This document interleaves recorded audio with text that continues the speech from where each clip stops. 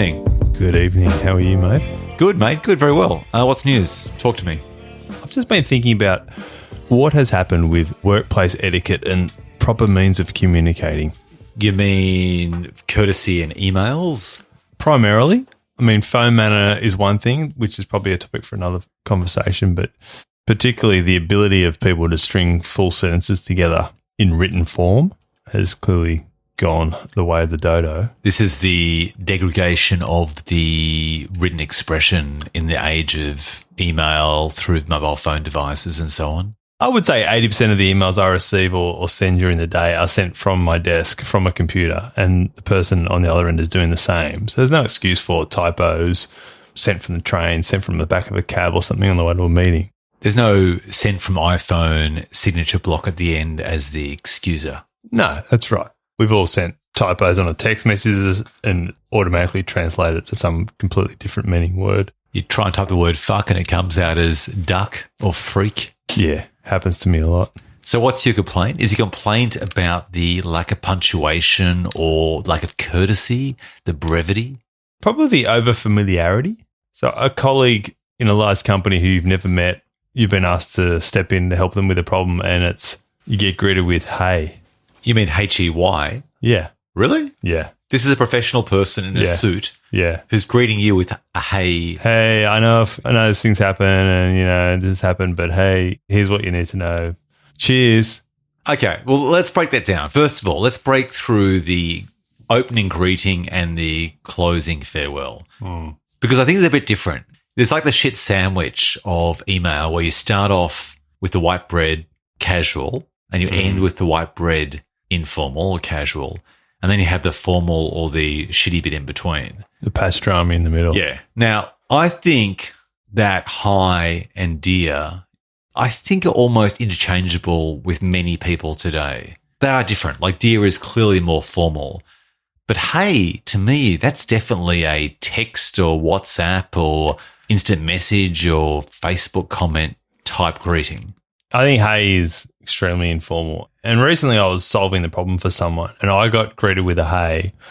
I'd never spoken to this person before, and I asked them to send me how they had informed the client of the error that had occurred, and the email they forwarded me, they're addressing the client as hey. So how old's this particular person? I don't know. I'm guessing they're mid-20s, late 20s. I don't know. Maybe younger. But I was shocked. I was like, who would email a client as, hey, yeah, that thing I sent you before wasn't meant for you. It's an error. Haha. Yeah, thanks. Send it back. Cheers.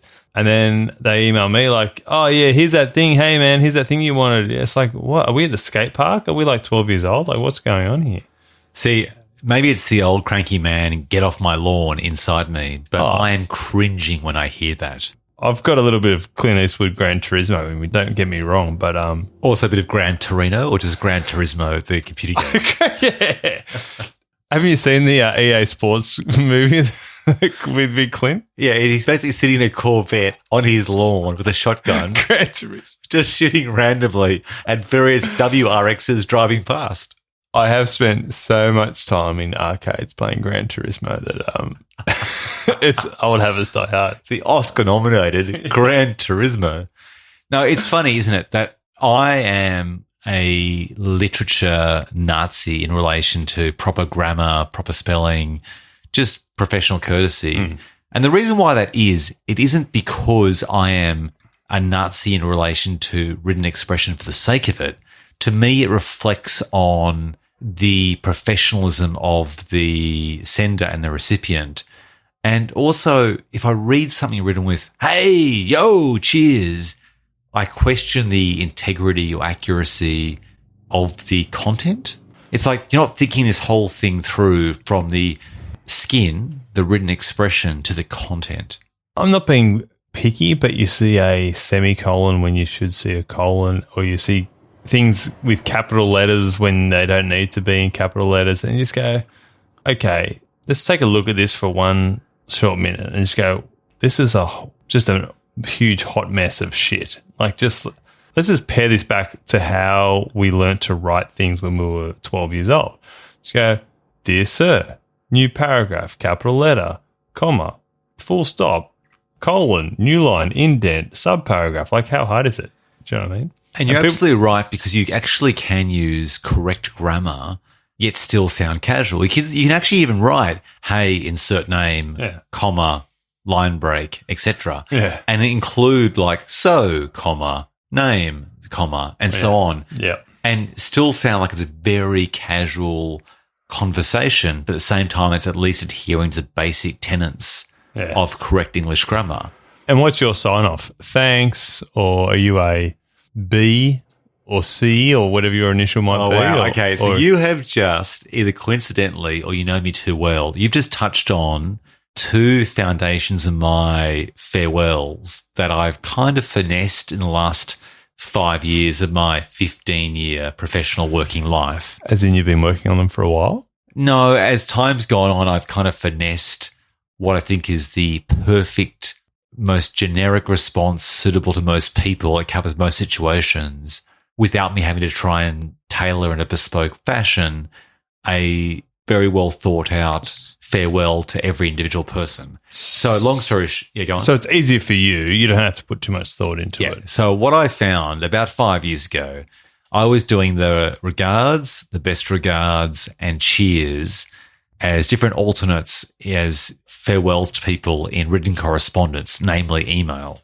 But about 6 years ago, I transitioned to a single response that I'll give to potentially anyone from a CEO right through to a person on the low end of the hierarchy in a business.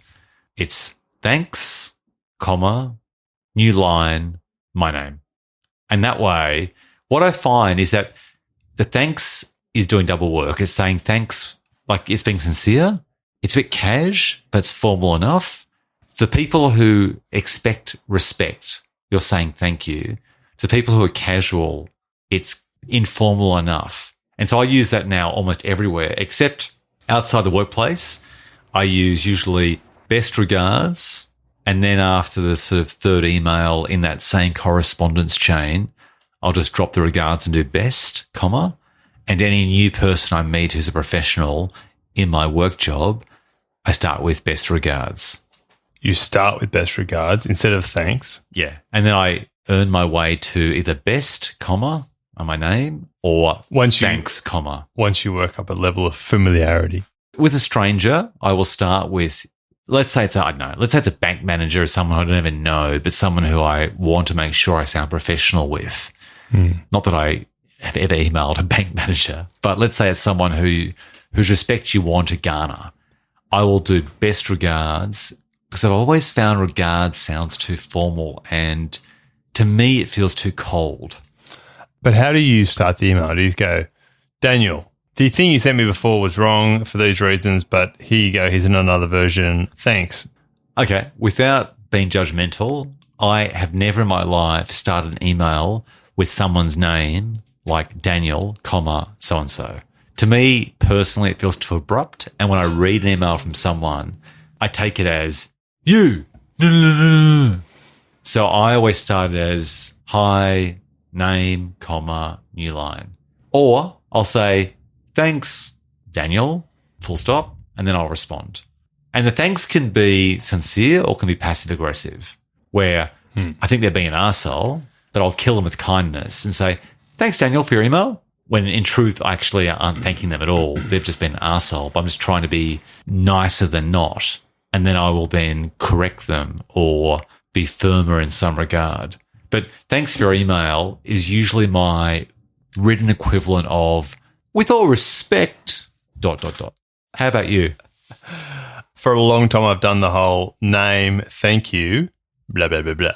Every email is name, new line, thank you, stop, new line, here's why you're a fuckwit. Or here's why I have to do all this extra work because you're a fuckwit. But yeah, so it's either the thanks at the end, as you say, or the thank you at the beginning. Either way, you get your thanks and go away and fucking do it. So I assume thank you is the harsher version of thanks. Yeah, so as you said, it's the passive-aggressive kicker at the start, and it sort of puts the reader in their place and lets them know who's boss.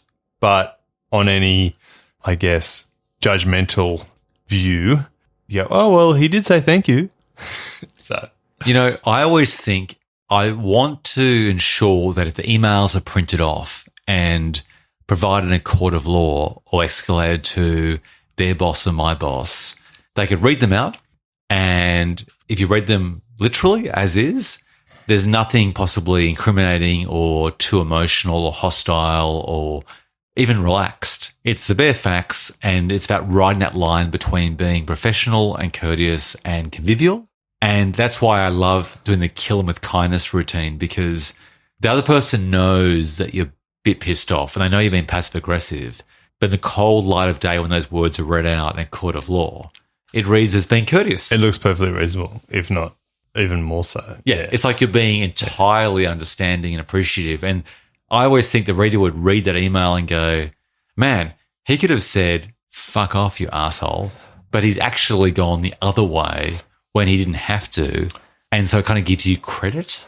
What do you think about the whole, Stephen, I hope you've had a great weekend.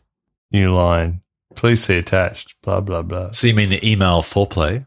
It's generally either I hope you have a good day, or I hope you had a good weekend, or I hope you did have a good weekend, or will have a good weekend, or slash. Okay, well, don't judge me for this, but I'm a big proponent of How's that. your Thursday going? So, yeah, look, I do it a lot, because what happens is in my job when I'm the bearer of bad news, if I just go in cold, without saying too crude, there's no foreplay. Yeah. So I essentially have to basically lubricate the conversation. Jared Haynes style, no kissing. So my thoughts are that I kind of add that to the column of kill them with kindness. And I know they may see through it as, why does he care about my weekend, or why does he care about my day? But I just figure, well, the worst case scenario is they'll say, oh, he's asking about something superfluous to the conversation. But the best case scenario, which is worth more than the worst case scenario, is they'll go, oh, that's nice. And my theory is that most people are most interested in themselves and like to be heard and like to feel good about themselves. So if I go in, let's say 4 out of 5 people go, oh, that's nice, he asked about my weekend, or he wished me a good weekend at the end.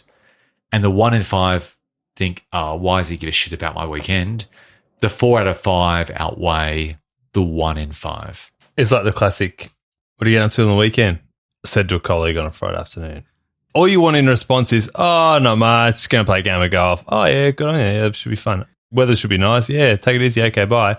What you don't want is the whole, well, actually, I'm going to do this, this, and this. I'm going to do that, and that. I'm going to do the washing and put the clothes out, and I'm going to take the kids to this, and then you don't want that. No, totally. Ditto on the Monday. Yeah. How was your weekend? Yeah, not bad. Thanks. Yourself? Yeah, not too bad. Okay, walk on. Not, how's your weekend, mate?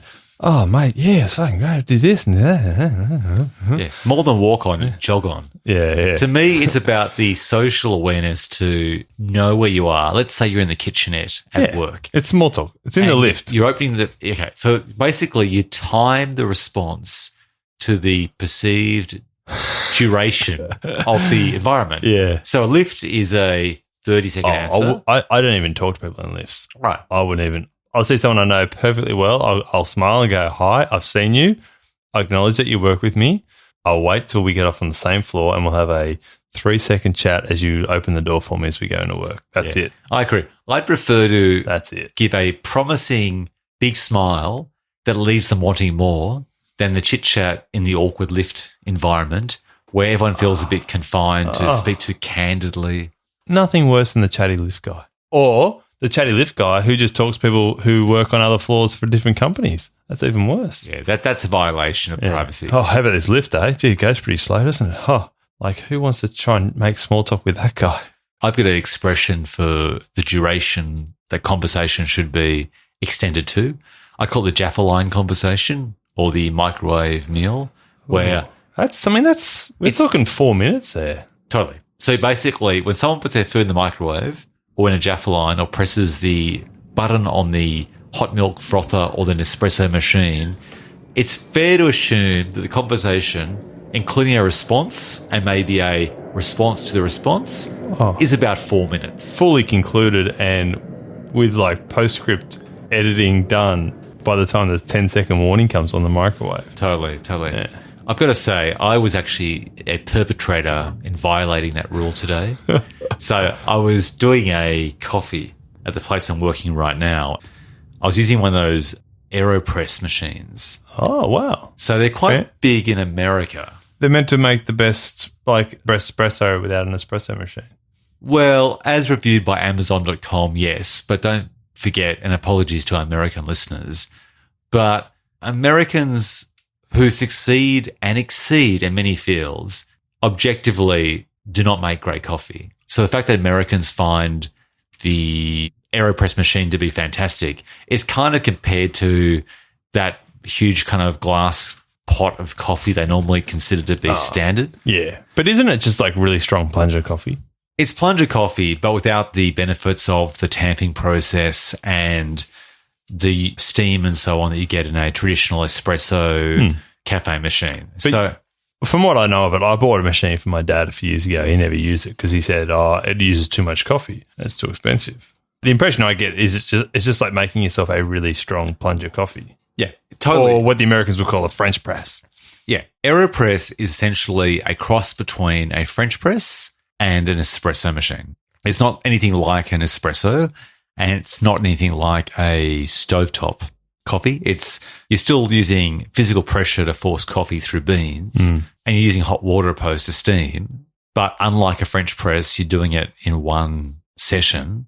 But unlike an espresso machine, you're not using steam to really push through those coffee beans. It tastes pretty good. So unlike a French press / plunger, you're not waiting for the coffee to brew in the pot and then plunge it, so that by then the coffee's got 4 minutes colder. You're doing it instantaneously with the hot water once the hot water goes in.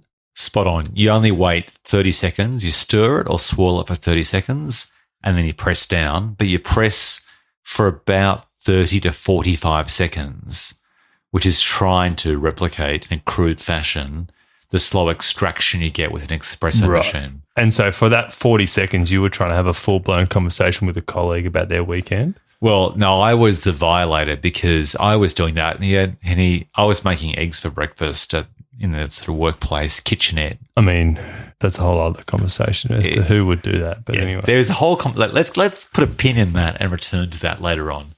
The people who make breakfast, lunch, and dinner at their workplace. Are you camping out at work? Like, are you sleeping under your desk, or what's going on there? We'll return to this, but to give you a little teaser, a treat, a preview for the conversation. There are people in the place I'm working at right now that come to work with like $150 worth of groceries in plastic bags and 16 Lebanese cucumbers to last the next week. And they fill the fridge and then basically every day get out the sharp knife, always the shitty, really blunt 1990s black plastic handled knife to cut their vegetables and make their salad for about 45 minutes at lunchtime to then consume over their desk. But again, we'll return to that.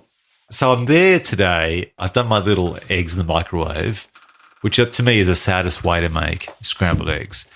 And I'm doing the little AeroPress machine, and this fella in a suit goes, "Hey, what's that?" And he's a Kiwi. And I said to him, "Oh, yada, yada, yada. It's an AeroPress. People use them in camping in Australia, but they're quite popular overseas as a regular form of coffee consumption." And he then says, in an unintentionally derogatory way, "Oh, yeah, I've seen people have those just for camping." And then I say, to try and sort of like crawl back some credibility, I said, No. To be clear, I have a very, very expensive espresso machine at home. My brother-in-law is one of the most prominent coffee roasters in New Zealand that makes a fantastic boutique coffee. Please, I appreciate great caffeine. But today, for all sorts of shenanigan reasons, I've only got the AeroPress to make it work. And I started explaining, justifying the situation because I was kind of embarrassed. And by the way, he's actually pressing the button on the Nespresso machine at the same time. So he's hardly a coffee snob or a coffee connoisseur. But I felt embarrassed to be using this camping-like plunging device. And I saw his face in real time go from genuine interest within about 30 seconds to, okay, I just heard that sound of the Nespresso machine finish. I want to grab my coffee and now exit this conversation. I don't care about your brother-in-law. I don't care how good a roaster of beans he is in, Napier or somewhere. Upper Hutt or Palmerston North, or wherever he tends to work. Shout out to those in Palmerston North. But, I agree. I do have the plunger in a thermos cup, the inbuilt plunger cup. Oh, that's a real camping one. That is a real camping one, and it's pretty horrific. For a while there, I was taking my own coffee to work, and I would go and plunge it. But you got to plunge it in the kitchen, because if you plunge it at your desk, it makes it sound like a fart as you press it down. Everyone just goes, "What the fuck was that?"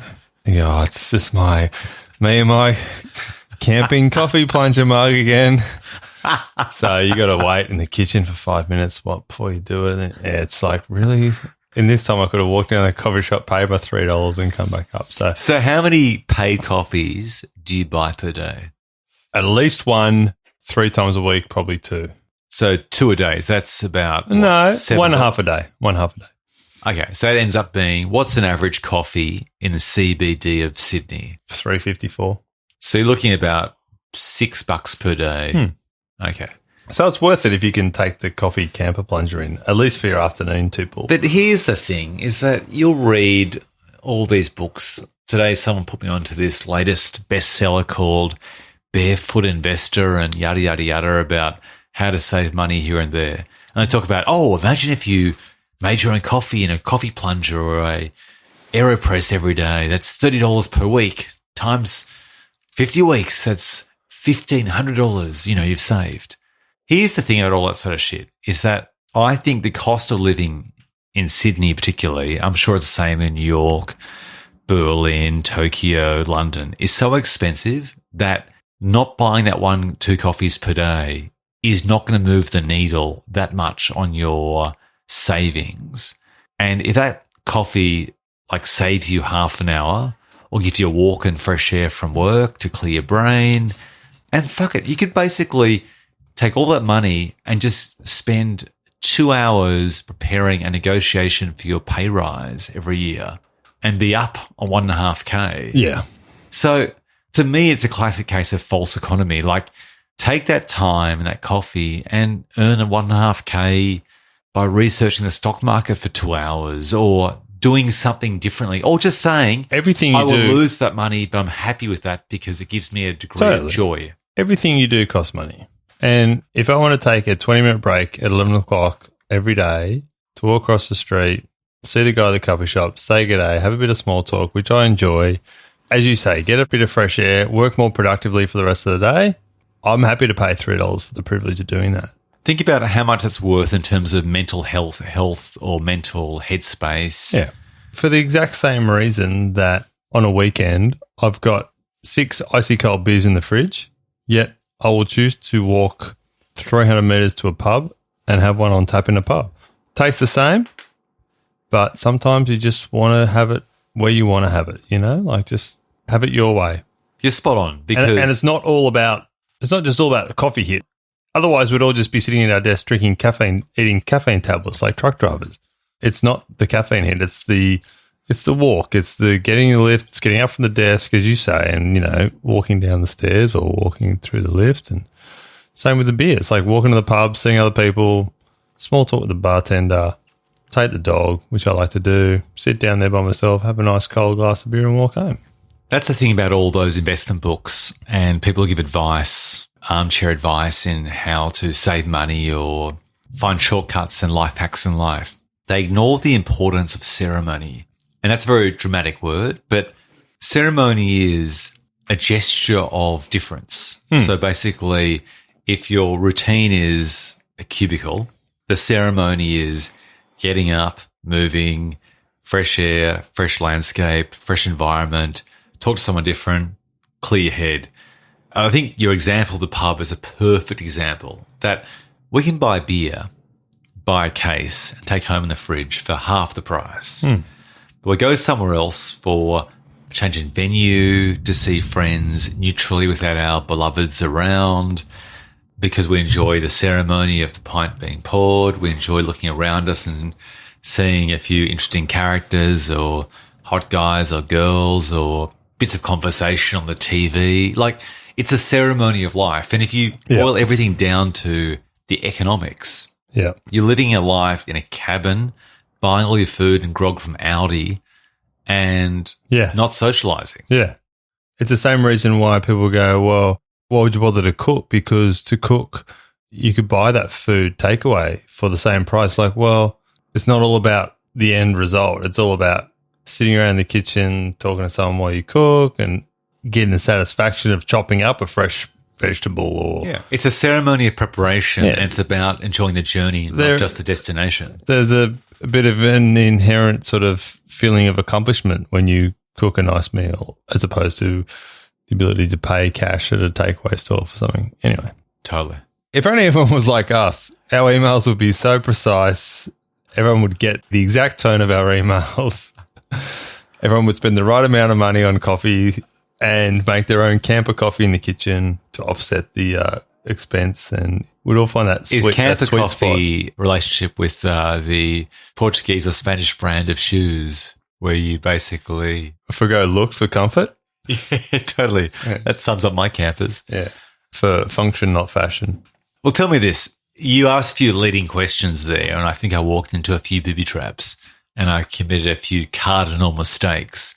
So would you draft back to this infamous Daniel recipient? Are you a guy who writes Daniel, comma? Thank you. So you'd lead with Daniel, not a hi or a dear? I just don't like the hi. I do use it, but I feel dirty when I do. I just don't like it. I would rather be over formal and a bit sort of aggressive passively. I just don't like the whole hi. I don't know. So what's your farewell? Kind regards. Kind. Not regards, not best. No, I'm a kind person. I have feelings and I respect the other person and I say, I wish you well. Okay, tell me this. This is the ultimate if I could use peace out with a straight face, I probably would, but I can't. So. With the emoji of two fingers? Again, don't get me started, but the have a great day smiley face emoji on an email in a work setting, like who does that? I mean, I get those. I probably get 3 of those a day. I don't agree with that, but there is the possibility to give benefit of the doubt to the sender. They're sending it from their iPhone or their Android phone. Ooh. And it has... Really? People you still use this? Apparently so, 90%. And they use the peace out or the smiley face emoji. But here's the thing. I don't know how that translates to a Gmail or enterprise email system. Like the smiley face does translate, but I'm not sure about the one eye open, one eye closed, tongue out, crazy face. Yeah, and the shit emoji. Yeah. Like does the pool emoji come out as like a kind of combination of brackets and zeros and dots? Yeah, but so why is it okay to use a smiley face emoji in a work email? I used the smiley face the other day where I pretty much wanted to yell down the email, you fucking idiot. And I had to correct someone. And I felt that whatever way I wrote it came across as passive-aggressive, which it was. / condescending. And it was definitely condescending. But it was correct. It was basically putting someone back in their place. And I think that 5 out of 10 people would have actually been more harsh and said, no, you're wrong. But I can't express myself that way. I find that too harsh. So rather than do that, I said, thanks, but no thanks. And then I corrected and said, that's okay. I'll fix and deal with it.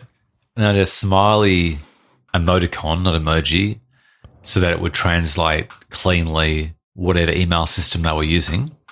So I did like the colon and the bracket. Oh, yeah. Because I was writing on a keyboard. I want to make sure. Sorry, when I've said emoji before, I might have meant emoticon. So emoji is like the yellow smiley face on your iPhone. Yeah, we have talked about this before. Yeah, and emoticon is... I'm sure our listeners are very pre-emoji. Very familiar with the dedicated audience who are tracking every conversation. Yeah. So I did a smiley face because I wanted to be very clear that I wasn't being hostile and I was trying to just round the corners of my comment, but I could have easily and justifiably said, fuck off, you're wrong. But I didn't want to do that with or without the fuck. On your work email. Work email. So I decided to basically not kill them with kindness, just correct and then do the smiley emoticon. As in, fuck you, smiley face. But I feel the smiley emoticon isn't passive-aggressive. And if it's interpreted that way, then you're fucked either way. But I figured that it was my way of saying I'm not being sarcastic or a smartass. And this was to a professional person, but I felt that I had to put it in there. And I actually spent 15 minutes deliberating, and this is, I guess, how you and I are different from many people, for better or worse, that we will actually agonise over the nuances of the written form to ensure that we convey it as accurately as possible. Because I actually didn't want to cause disharmony, I didn't want to cause offence. So I was trying to massage the conversation, whereas I think someone else would just have sent the email without the smiley emoticon. I read it, I interpret it badly, and so it goes. What do you think about the brevity of the email when you just go, please see attached, and that's it? Hate it. Right. So do you want to see, please see attached, what I've done in this document is I've done this and I've done that, and you'll see that I've done this and that, and then... No, I think there's a halfway. I think you can just say, I'd say hi, you wouldn't. I'd say, hi, Daniel, please see attached with a few suggested amendments. And this is my other learning use of particular vernacular. I always write suggested. Yeah. So I say suggested because what I'm actually really saying is do this. I'm saying do this, but put your brain in gear, and if you want to make an argument as to why you shouldn't do this, you can let me know.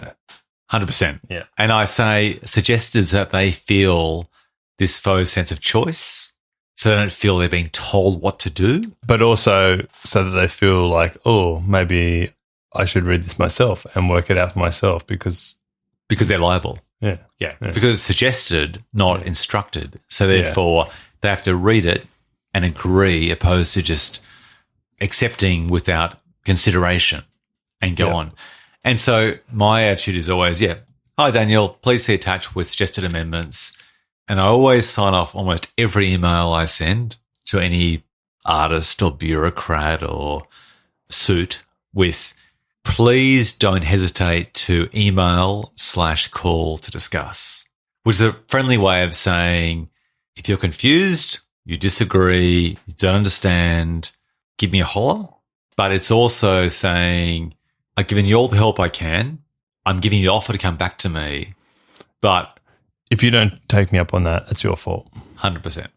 And so that's how I get stuff across to them in that way. I think that's a good strategy, and I do adopt that with a slightly different sign-off, but it basically means the same thing. What's your version? I'd say so-and-so, thank you. I've reviewed the X document and my comments are below, insert comments, new line. Please let me know if you have any questions, comments, or would like to discuss. Yeah, by offering them the opportunity to ask a question.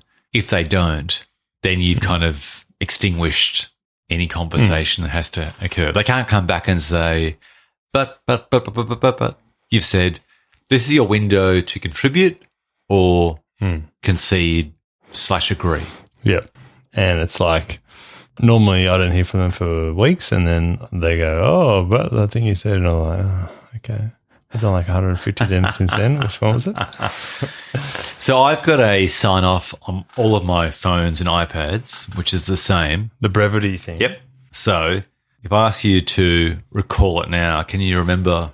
Something like, sent from my iPhone, apologies for thumb/typos and brevity or something. Yeah, that's pretty good. Here it is. This is what I have. It comes from my phone or iPad. Quote, sent from my phone, brackets, with apologies for brevity and inadvertent thumb typos, close brackets, full stop. There you go. So I use that as my catch-all.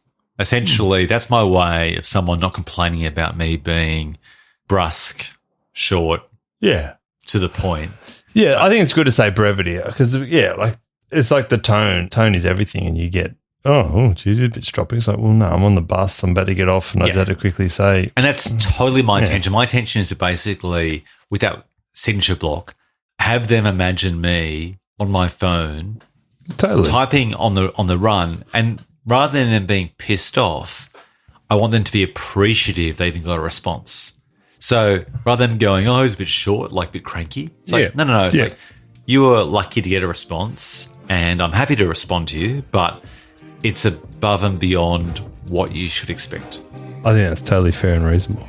Well, it saved my bacon many a time. And on that note, mate, I think we should farewell ourselves. Stick a bow on this bad boy and send it off to bed. With apologies for brevity and some typos. Nice. Peace out. See ya. Night,